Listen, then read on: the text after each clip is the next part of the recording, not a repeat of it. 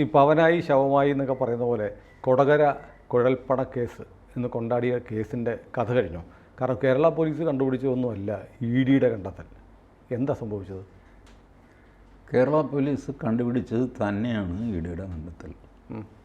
അത് തമ്മിലൊരു വ്യത്യാസമില്ല. കേരള പോലീസ് കണ്ടുപിടിച്ചത് BJPക്ക് വേണ്ടി കൊണ്ടുവന്ന പണമാണ് എന്ന് കേരള പോലീസ് എഴുതി വെച്ചിട്ടുണ്ട്. അത് തന്നെയല്ല ED കണ്ടെത്തിയിരിക്കുന്നത്. ഞാൻ പറയട്ടെ, ഈ സുരേന്ദ്രന് വേണ്ടി കൊണ്ടുവന്ന പണം, സുരേന്ദ്രൻ 7ാം സാക്ഷിയാണ്. കേരള പോലീസ് സാക്ഷിയാണ്. സുരേന്ദ്രന് വേണ്ടി കൊണ്ടുവന്ന പണം ഇന്ന ആൾക്കാർ ചേർന്ന് തട്ടിക്കൊണ്ടുപോയി അവിടെ കൊണ്ടുപോയി ഒളിപ്പിച്ചു, മറ്റേത് മറിച്ച്. ഈ സുരേന്ദ്രന് വേണ്ടി കൊണ്ടുവന്ന പണം എന്ന് പറഞ്ഞാൽ അതിനൊരു തെളിവ് വേണ്ടേ? ഇതിൽ ധർമ്മരാജൻ പറയുന്നു, ഇത് എനിക്ക് വേണ്ടി കൊണ്ടുവന്ന പണം. ആ പണത്തിൻ്റെ സോഴ്സ് അയാൾ വെളിപ്പെടുത്തുന്നു. പിന്നെയും സുരേന്ദ്രൻ്റെ പണമെന്ന് പറയുന്നത് എങ്ങനെ?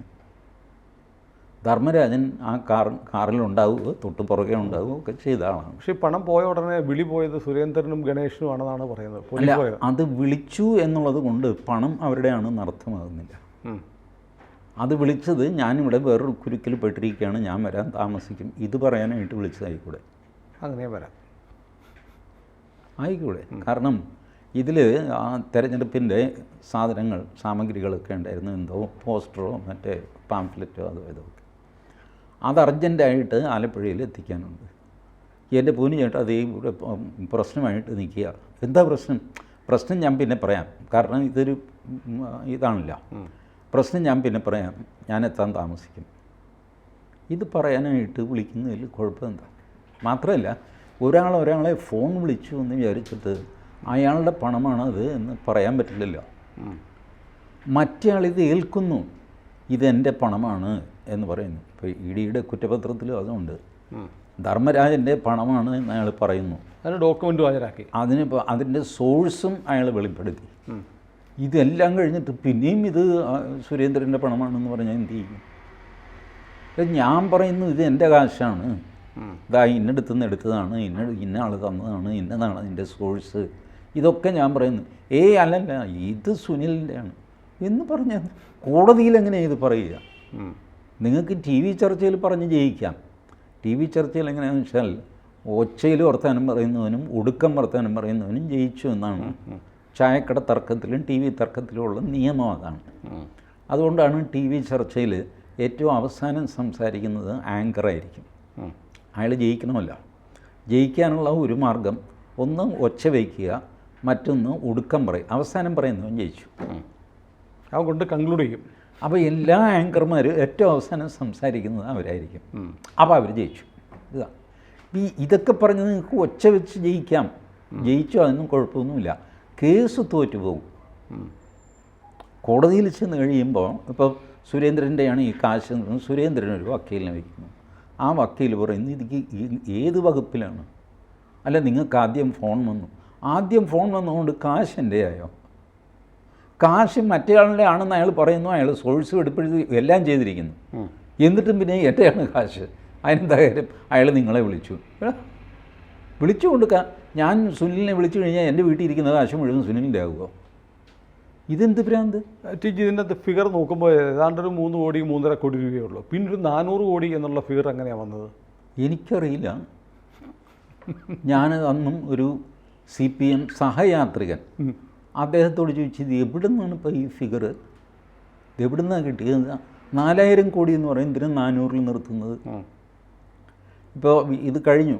25 ലക്ഷം രൂപ അപഹരിച്ചു എന്ന് പറഞ്ഞിട്ടാണ് കേസ് തുടങ്ങുന്നത്. ഈ 25 ലക്ഷം രൂപ അന്വേഷിച്ചെന്ന് കഴിയുമ്പോൾ ഇവർക്ക് അതിൽ കൂടുതൽ കാശും സ്വർണമൊക്കെ കിട്ടി.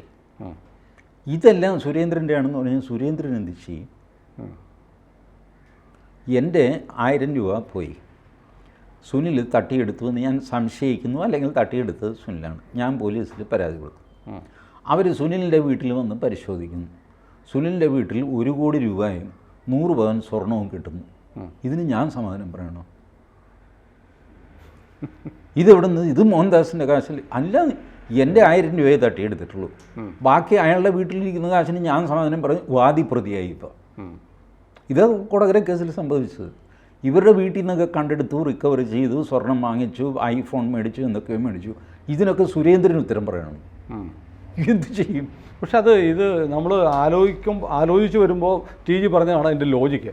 പക്ഷേ വലിയൊരു കാമ്പയിനായിട്ട് മാറിയല്ലോ അത്. ഈ BJPയെ പിടിക്കാൻ എന്തെങ്കിലും ഒരു കച്ചിത്തുരുമ്പ് കിട്ടിയാൽ അത് ക്യാമ്പയിനാക്കി മാറ്റും. അതിൻ്റെ പുറത്ത് നരേറ്റീവ് ഉണ്ടാകും. ഇത് പലപ്പോഴും ഉണ്ടല്ലോ, BJPക്കാർക്കും കൃത്യമായിട്ട് ഇതിൻ്റെ ഫാക്ട്സ് അറിഞ്ഞുകൂടാ. എൻ്റെ സുഹൃത്തുക്കളാണ്, പക്ഷെ പറയാതെ പോയി ഫാക്റ്റ് കൃത്യമായിട്ട് അറിഞ്ഞുകൂടാ. കൊടകര പോലീസ് സ്റ്റേഷനിൽ രജിസ്റ്റർ ചെയ്ത FIRലെ കണ്ടൻറ്റ് എന്താണ്? അപ്പം ഞാനിത് കൃത്യം ഈ ആൾക്കാരോട് ചോദിച്ചു കഴിഞ്ഞാൽ അവർ പറഞ്ഞു തരും.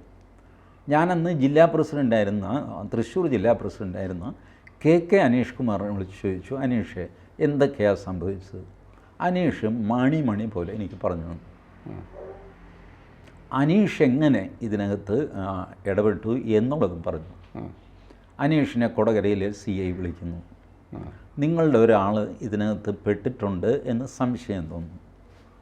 ഞാൻ ചോദിച്ചിട്ട് അയാൾ വാതുറക്കുന്നില്ല. സ്നേഹമുറയ്ക്ക് അനീഷ് ഒന്ന് ചോദിക്കുക. അനീഷ് ഇയാളെ വിളിച്ച് ചോദിക്കുന്നു, എടാ നീ സത്യം പറ, എന്തെങ്കിലും ചെയ്തു വന്നു? ഇപ്പം ഇങ്ങനെയുള്ള എല്ലാ കാര്യങ്ങളും പട്ടാങ്ങായിട്ട് അനീഷ് എന്നോട് പറഞ്ഞു. ഇത് രഹസ്യമല്ല. അത് കഴിഞ്ഞുള്ള ചാനൽ ചർച്ചകളിലെല്ലാം തന്നെ എന്നോട് എന്തൊക്കെ പറഞ്ഞോ അത് തന്നെ അനീഷ് ചാനലുകളോടും പറഞ്ഞു. ഇങ്ങനെയൊക്കെയാണ് സംഭവിച്ചത്. അങ്ങനെയാണ് ഞാനിതറിയുന്നത്. കൊടകര പോലീസ് സ്റ്റേഷൻ ഇതിനകത്തെ ഒരു പ്രതിക്ക് BJP ബന്ധമുണ്ടെന്ന് സംശയിച്ച് എന്നെ വിളിച്ചു, വന്നു നോക്കുന്നു, അയാളോട് സംസാരിക്കുക, സത്യാവസ്ഥ അറിഞ്ഞാൽ പെട്ടെന്ന് കാര്യം നടക്കുമല്ലോ എന്ന്. ഇത് തട്ടിയെടുത്ത കൂട്ടത്തിൽ ഒരാളിൻ്റെ കാര്യമാണ്. അപ്പോഴും ഇപ്പുറത്ത് 400 കോടി, 4000 കോടി, 40,000 കോടി എന്ന് പറഞ്ഞ ലേലം നടന്നുകൊണ്ടിരിക്കുന്നു. എന്തു ചെയ്യും? നമ്പർ 2, ED ഒരു ഈ കള്ളപ്പണം വെളുപ്പിക്കൽ കേസാണല്ലോ ED പിടിക്കുന്നത്. ഒരു കള്ളപ്പണം എന്ന് വെച്ചാൽ ഒരു ക്രൈമിൽ നിന്ന് ഉത്ഭവിച്ച പണം, അതാണ് കള്ളപ്പണം. ഒരു പ്രെഡിക്കേറ്റ് ഒഫൻസ് എന്ന് പറയുന്നതിന്. ഞാൻ സുനിലിൻ്റെ 100 രൂപ തട്ടിയെടുക്കുന്നു, പോക്കറ്റ് അടിക്കുന്നു. അതൊരു ക്രൈമാണ്. ആ ക്രൈമിൽ നിന്നും ഉണ്ടായതാണ് 100 രൂപ. ഈ 100 രൂപ ഒളിക്കാനായിട്ട് ഞാൻ 100 രൂപയുടെ ഒരു സാധനം ഒരു കടയിൽ നിന്ന് വാങ്ങുന്നു. അപ്പോൾ ആ കള്ളപ്പണം വെളുപ്പിച്ചു. പിന്നെ എൻ്റെ അടുത്ത് 100 രൂപയിൽ ഈ സാധനമുള്ളത് നേരത്തെ തന്നെ ഉണ്ടായിരുന്നതാണ്, പണ്ട് ഞാൻ മേടിച്ചതാണെന്നൊക്കെ പറഞ്ഞ് ഞാൻ തർക്കിക്കാൻ നോക്കുന്നു. ഇതാണ് കള്ളപ്പണം വെളുപ്പിക്കൽ.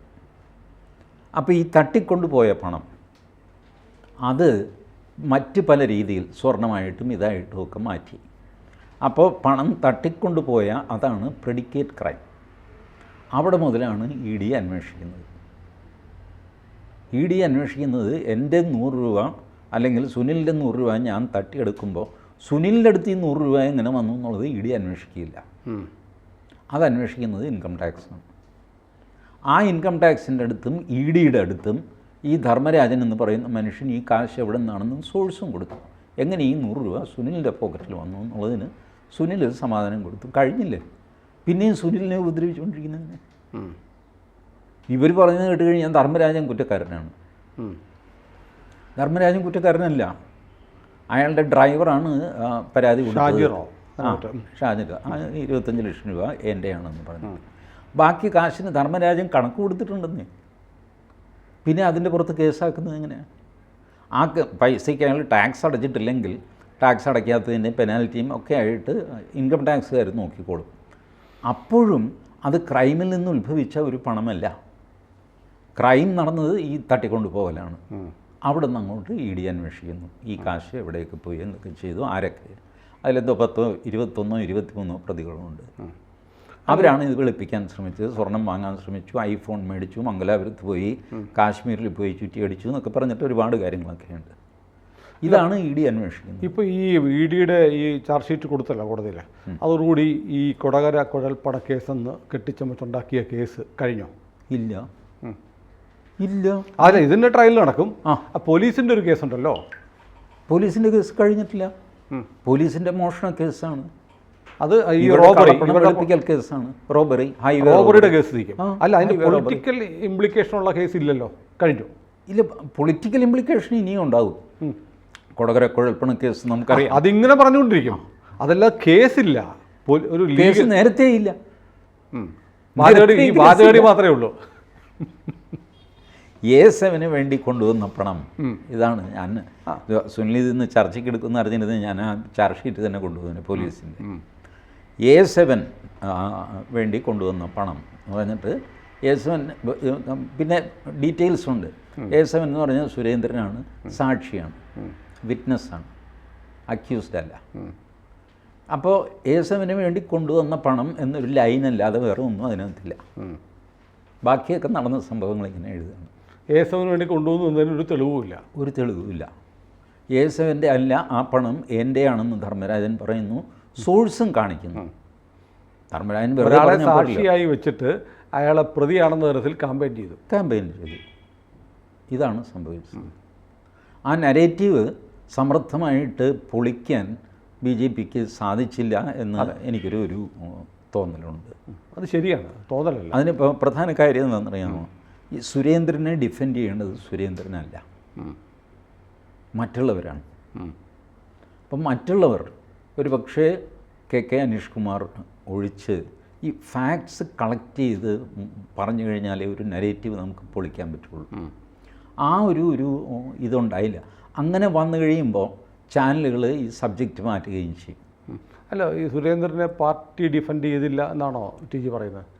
ഡിഫെൻഡ് ചെയ്തില്ല എന്നല്ല, അതിനുള്ള ഈ കില്ലർ ഇൻസ്റ്റിങ്ക്റ്റ് ഉണ്ടല്ലോ.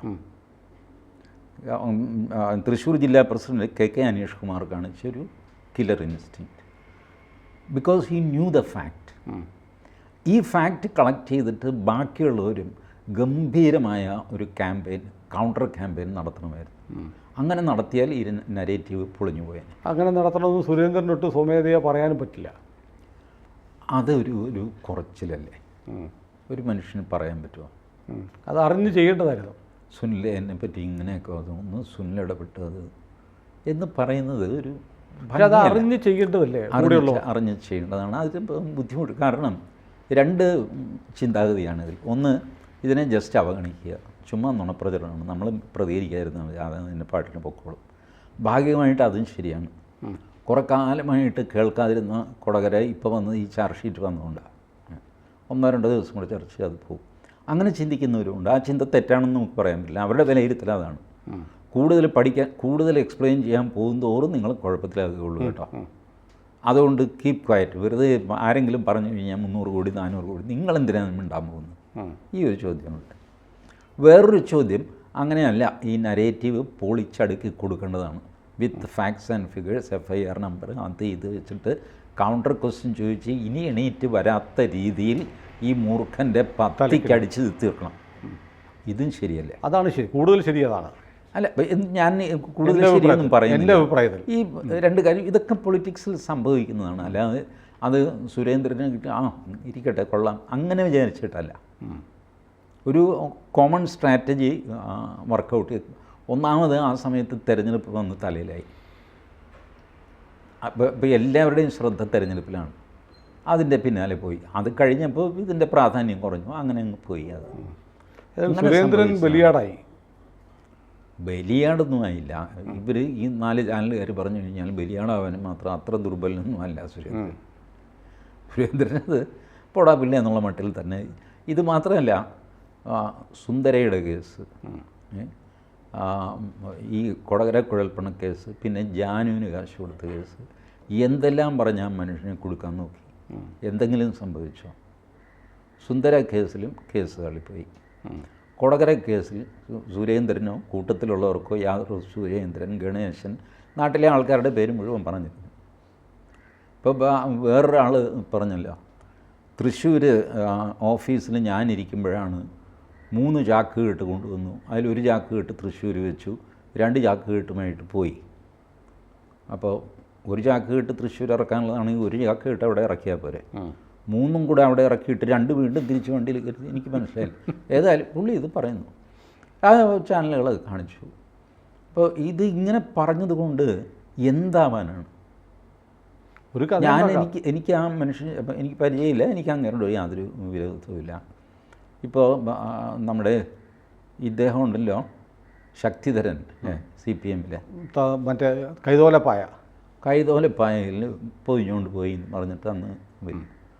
അന്ന് ഞാൻ എൻ്റെ ഒരു പേഴ്സണൽ അഭിപ്രായം വീഡിയോ ആക്കി ഫേസ്ബുക്കിൽ ഇട്ടു. എന്താണ് ശക്തിധരൻ, ഏത് കാലത്ത് സംഭവിച്ചു പറയുന്നില്ല. എത്ര ലക്ഷം, 35 ലക്ഷം 25 ലക്ഷം മറ്റാണ് കൈതോലപ്പായൽ കയറ്റി അന്ന് രാത്രി ഇങ്ങനെ ഒരു വണ്ടിയിൽ പാഞ്ഞു പോയതല്ലേ എന്നൊരു ചോദ്യം. ആര് പോയി, എപ്പോൾ പോയി, എന്ത് പോയി? അവസാനിച്ചു. പോലീസ് ശക്തിധരനെ വിളിപ്പിച്ചു. ശക്തിധരനെ വിളിച്ചു കഴിഞ്ഞപ്പോൾ സംഗതിയൊന്നുമില്ല. 25 വർഷം മുമ്പ് 25 ലക്ഷം രൂപ ഒരു ബെഡ്ഷീറ്റിൽ പൊതിഞ്ഞ് ഞാനും സുനിലും കൂടെ അല്ലേ കൊണ്ടുപോയത് എന്ന് ഞാൻ സുനിലിനോട് ചോദിച്ചാൽ സുനിൽ എന്ത് ചെയ്യും? എന്നെ വിശ്വസിക്കുന്ന കുറേ പേര് അത് വിശ്വസിക്കും, സുനിലിനെ വിശ്വസിക്കുന്ന കുറേ പേര് അത് വിശ്വസിക്കും, വേറെ കുറച്ച് പേര് പറയും നിങ്ങൾക്ക് രണ്ടുപേർക്കും പ്രാന്താടും ഈ വീഡിയോയിലിരുന്ന് ഇത് പറയാൻ, അങ്ങനെയും പറയും. ഇതല്ലാതെ വേറെ എന്താ ഇതുകൊണ്ട് പ്രയോജനം? തൃശ്ശൂർ ചാക്ക് കൊണ്ടുവന്നു, 3 ചാക്ക് കൊണ്ടുവന്നു, 1 ചാക്ക് വെച്ചു, 2 ചാക്ക് കൊണ്ടുപോയി. തൃശ്ശൂരെ പലചരക്കടക്കാരനും പലപ്പോഴും 3-4 ചാക്ക ഇറക്കി വയ്ക്കുകയും 1 ചാക്ക എൻ്റെ അല്ല തിരിച്ച് കയറ്റുന്നൊക്കെ പറയുകയൊക്കെ ചെയ്യും. ഏതായാലും ഇപ്പോഴത്തെ നറേറ്റീവ് കേരള പോലീസ് രക്ഷിച്ചു, അവസാനം EDയും രക്ഷിച്ചു. കേരള പോലീസിന് കൊടുക്കാൻ പറ്റില്ല എന്ന് നിങ്ങൾ കാര്യം വെറുതെ രക്ഷിച്ചു എന്ന് പറഞ്ഞു കഴിഞ്ഞാൽ മതിയോ? കേരള പോലീസിൻ്റെ ആദ്യത്തെ കുറ്റപത്രത്തിൽ പോലും സുരേന്ദ്രൻ പ്രതിയല്ല, സാക്ഷിയാണ്, അവസാനം വരെ സാക്ഷിയാണ്. അതെ, അതായത് മനോരമ ഇന്ന് കൊടുത്തിരിക്കുന്നതാണ്, ഗ്രാഫൊക്കെ വരച്ചിട്ടാണ് കൊടുത്തിരിക്കുന്നത്. ആ ഗ്രാഫും ചാർട്ടും ഒക്കെ ഞാൻ കണ്ടു. അത് അങ്ങനെയാ. കാരണം പോലീസ് അന്വേഷണം, ED അന്വേഷണം. പോലീസ് അന്വേഷിക്കുന്നത് എന്താ? ക്രൈം. ED അന്വേഷിക്കുന്നത് എന്താ? ക്രൈമിന് ശേഷം ആ പണം വെളുപ്പിക്കാൻ ശ്രമിച്ചു. അതാണ്. ഇതിങ്ങനെ ചാർട്ടാക്കി കഴിഞ്ഞാൽ ഇത് തുല്യമാവില്ല. കാരണം രണ്ടും 2 ഏരിയയല്ലേ. ഏത്തപ്പഴം മോഷ്ടിച്ചവൻ്റെ കേസ്, പടവലങ്ങ മോഷ്ടിച്ചവൻ്റെ കേസ്, പോലീസ് കേസിൽ ഏത്തപ്പഴം, ED കേസിൽ പടവലങ്ങ, തമ്മിൽ മാച്ച് ആവുന്നില്ല. പ്രാന്താണ് മനോരമയ്ക്ക്. It's a campaign. This is what I am requesting Rajeev Chandrasekhar. This type of campaign is to be prevented immediately. മനോരമയുടെ മാനേജ്മെൻറ്റിനെ കണ്ട് സംസാരിക്കുക. Rajeev Chandrasekhar along with his senior team 3-4 പേര് പോയിട്ട് ഇന്നത്തെ മനോരമ എടുക്കുക. What is this you are doing? ഇതൊരു പോലീസ് കേസാണ്, ഇത് ED കേസാണ്. ഇത് തമ്മിൽ മാച്ചാവില്ല. നിങ്ങൾ പൊതുജനങ്ങളെ തെറ്റിദ്ധരിപ്പിക്കുകയാണ്. Otherwise you explain us. You cannot get away with all these nonsense. മാന്യന്മാരെ അപമാനിച്ച് ചാർട്ടുണ്ടാക്കിയിട്ട് നിങ്ങൾക്ക് പിന്നെ അത് എഡിറ്റോറിയൽ സ്വാതന്ത്ര്യമാണെന്നൊന്നും പറയാൻ പറ്റില്ല. You explain to us. You are holding a grudge against BJP. മനോരമയ്ക്ക് എന്താണ് BJPയോട് പ്രശ്നം? നിങ്ങളുടെ കോൺക്ലേവ് ഉദ്ഘാടനത്തിന് നരേന്ദ്രമോദി വേണമല്ലോ നിങ്ങൾക്ക്? വേണ്ടേ? അത് വേണ്ടേ? What nonsense is going on? ഇത് പച്ചയ്ക്ക് ചോദിക്കണം. അതല്ലാതെ ഇത് ഷുഡ് ഡോണ്ട് ഗോ അൺചലഞ്ച്ഡ്. അതെ, ഈ 10 പൈസയ്ക്ക് വകയില്ലാത്ത പത്രലേഖന്മാർ വലിയ കളറിൽ ചാർട്ടടിച്ച് കഴിഞ്ഞാൽ ഇത് തുല്യമാകുമോ? ഞാൻ പറയട്ടെ, ഡൽഹി ഹൈക്കോടതി ജഡ്ജിയുടെ അവിടെ കാശ് പിടിച്ചു ഒരു ചാർട്ട് മനോരമയ്ക്ക്. I challenge them. Can they put a chart? Can they put a chart? തൂക്കും അവർ കണ്ടംപ്റ്റിന്. നടക്കില്ല. അവരുടെ അടുത്ത് ജഡ്ജിമാരെ തൊട്ട് നോക്ക്, നടക്കില്ല. ഇതൊക്കെ ചിലവാകുന്നു കണ്ടുകൊണ്ട് കാണിക്കുന്ന കള്ളത്തരങ്ങളാണ്. This should not go unchallenged. അതുകൊണ്ടാണ് I am repeatedly asking Rajeev Chandrasekhar and a senior team. Rajeev Chandrasekhar ഒറ്റയ്ക്കൊന്നുമല്ല, ഞാൻ കൂടെയുള്ളവരുമായിട്ട് പോയിട്ട് ചോദിക്കുക, ഇത് എന്ത് മര്യാദയാണെന്ന് ചോദിക്കുക.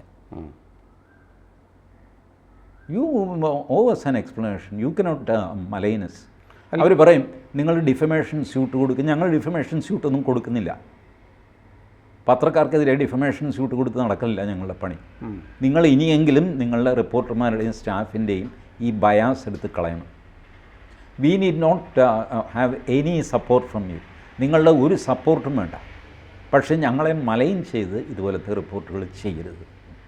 മനോരമയിലേക്ക് ഞാൻ പറയുന്നത് ഈ കാണിക്കുന്ന തെമ്മാടിത്തരമൊക്കെ ഉണ്ടല്ലോ, ഇതൊന്നും മാനേജ്മെൻറ്റ് അറിഞ്ഞിട്ട് ചെയ്യുന്നതല്ല. അതെ, എനിക്കറിയാവുന്നൊരു കേസ് 10-15 ഇയേഴ്സ് ബാക്ക് ഒരാളെ ടാർണിഷ് ചെയ്ത് വാർത്ത വന്നുകൊണ്ടേയിരിക്കുന്നു. ഒരു പ്രാദേശിക ലേഖകനാണ്, അയാളുടെ പേരും വയ്ക്കുന്നുണ്ട്. വടക്കംപറവൂർ എഡിഷനിൽ മാത്രമേ വരുന്നുള്ളൂ ഈ വാർത്ത. ഇയാൾ വിഷമിച്ചു, ഇയാൾക്ക് അവിടെ ജീവിക്കണ്ടേ. അയാൾ എന്നെ വിളിച്ച് പറഞ്ഞു, എന്തൊരു പോക്കൃത്തരാണ് മനോരമ നിരന്തരം ഇങ്ങനെ വാർത്ത. ഒരു സിവിൽ കേസാണ്. അതിന് കാര്യം എന്താണെന്ന് വെച്ചാൽ സിവിൽ കേസ് അതിൽ ഇയാൾ മധ്യസ്ഥനായിട്ട് ആക്ട് ചെയ്തു. അപ്പോൾ മധ്യസ്ഥൻ ഇന്ന വശത്തേക്ക് തീരുമാനം എടുക്കണം, നിങ്ങൾ പറഞ്ഞാൽ രണ്ടുപേരും കേൾക്കും. ഇതാണ് ഈ ലേഖകൻ്റെ ആവശ്യം. ലേഖകൻ ഇത് ഫോൺ ചെയ്ത് പറഞ്ഞു. പുള്ളി പറഞ്ഞു അതൊന്നും പറ്റുമൊന്നുമില്ല, ഞാൻ പ്രശ്നം നോക്കിയിട്ട് അതിൻ്റെ ന്യായം നോക്കി ഒരു തീരുമാനം പറയും, തീർന്നാൽ തീർന്നു, അല്ലെങ്കിൽ അവർ കോടതി പോട്ടെ. നാട്ടിൻപുറത്തെ ഒരു തർക്കമാണ്. അപ്പോൾ ഈ ലേഖകൻ മധ്യസ്ഥനെ മോശപ്പെടുത്തിക്കൊണ്ട് വാർത്ത കൊടുക്കുന്നു. എന്നോട് പറഞ്ഞു. ഇപ്പം ഞാൻ പറഞ്ഞു, നിങ്ങൾ പരിഭ്രമിക്കേണ്ട, ഇതൊന്നും മനോരമ അറിഞ്ഞ്, മനോരമയ്ക്ക് എന്നോട് എന്താ ദേഷ്യം? മനോരമയ്ക്ക് നിങ്ങളോട് യാതൊരു ദേഷ്യവുമില്ല. ഇത് പ്രാദേശിക ലേഖകൻ്റെ തെമ്മടിത്തരാണ്. നിങ്ങൾ എറണാകുളത്ത് പനമ്പള്ളി നഗറിൽ വന്നിട്ട് മനോരമയുടെ ഓഫീസിൽ ഫിലിപ്പ് മാത്യൂസ് അദ്ദേഹത്തെ കണ്ട് കാര്യം പറയുക, സാറേ എനിക്കിങ്ങനെ ഒരു ഫോൺ വന്നു. ഞാൻ പറഞ്ഞു നോ, എനിക്ക് പറ്റില്ല എന്ന് പറഞ്ഞു. ഡെയിലി വാർത്ത വന്നുകൊണ്ടിരിക്കുന്നു ചുവപ്പ് കളറിൽ, എവറി ഡേ ചുവന്ന കളറിൽ ഹെഡ്ലൈൻ കൊടുക്കും. എറണാകുളത്തെ എഡിഷനിലില്ല, എഡിഷനിൽ താലൂക്ക് വൈസൊക്കെയാണില്ല, പറവൂർ എഡിഷനിൽ ഇത് വന്നുകൊണ്ടിരിക്കുന്നു. ഇയാൾ പോയിട്ട് ഈ പറഞ്ഞ പോലെ മനോരമയിൽ ബോൾഡായിട്ട് കയറി ചെന്നു. പുള്ളി പറഞ്ഞു ഇയാൾ പത്രവും കൊണ്ടുപോയിരുന്നു, 3-4 ദിവസം അടുപ്പിച്ച് കൊടുത്ത വാർത്ത. പുള്ളി പറഞ്ഞു ശരി പൊക്കോ, ഇനി ആ വാർത്ത വരില്ല. പിന്നെ വന്നില്ല, ഫിനിഷ്. അയാളെ മനോരമയിൽ നിന്ന് സാക്ക് ചെയ്യണമെന്ന് ഇപ്പോൾ ഇയാൾ ആവശ്യപ്പെട്ടില്ല, അങ്ങനെ ഒരു ചെയ്തുമില്ല എന്നാണ് എനിക്ക് തോന്നുന്നത്. Whatever it may be. ഇത് മാനേജ്മെൻറ്റൊന്നും അറിയാതെ കളിക്കുന്ന കളികളാണ് മാന്യന്മാരെ മോശക്കാരാക്കാനായിട്ട്. Unless you challenge it will not stop.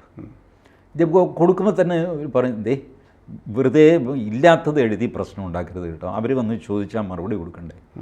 അല്ല, അവരോട് മാനനഷ്ട കേസ് കൊടുക്കാൻ പറ. ഈ എല്ലാവരും പറയുന്ന എളുപ്പമുള്ള കാര്യമാണ്. മാനനഷ്ട കേസ് കൊടുത്ത പിന്നെ കോടതിയിൽ നോക്കാമെന്നേ, ഇതാണല്ല. അപ്പോൾ ആ ഒരു ഒഴിവ് അവർക്ക് കൊടുക്കരുത്. മാനനഷ്ട കേസ് ഞങ്ങൾ മാനനഷ്ട കേസ് കൊടുക്കുന്നില്ല. We know that fighting technique.